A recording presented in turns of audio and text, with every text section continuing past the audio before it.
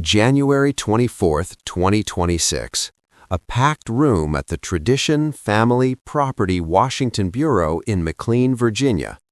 Over 90 people gathered to hear one man's story. Not a celebrity, not a politician, just a soul who found his way home. Dr. Jerry A. Johnson was no ordinary Protestant. He was baptized a Southern Baptist at age 9. He was leading his own congregation at 18. He served as President of Criswell College, Academic Dean at Midwestern Baptist Seminary, Dean of Boyce College, and Chairman of the Board at the Southern Baptist Theological Seminary.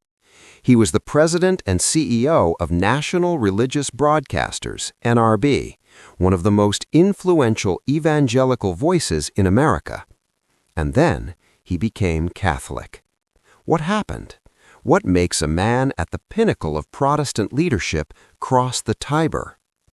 Johnson's talk, titled "A Path to Rome: My Conversion Experience to the Catholic Church," offered answers that resonate far beyond his personal story.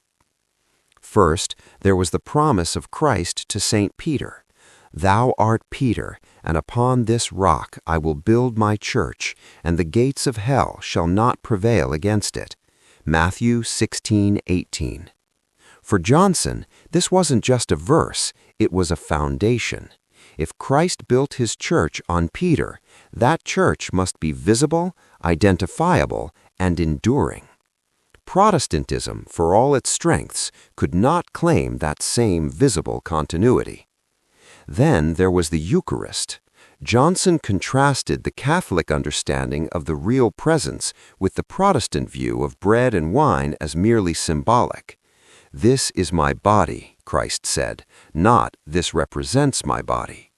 Johnson came to believe that words mean what they say, and that the Eucharist is not a memorial, but a miracle. The oneness of the Church also drew him. He observed that the Catholic impulse is toward unity, grounded in the magisterium and the papacy.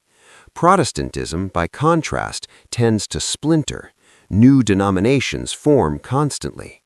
Jesus prayed that they may all be one, John 21:21.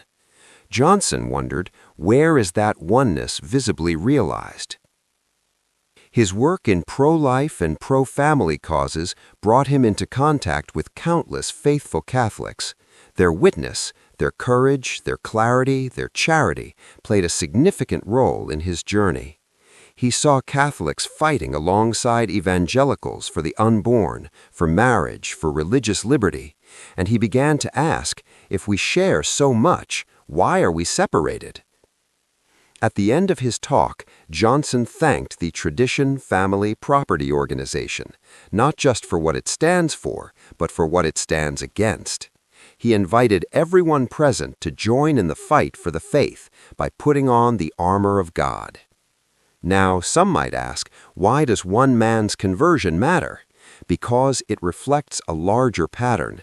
In recent years, prominent evangelical leaders have entered the Catholic Church, from Francis Beckwith to Christian Smith to Gavin Ashenden.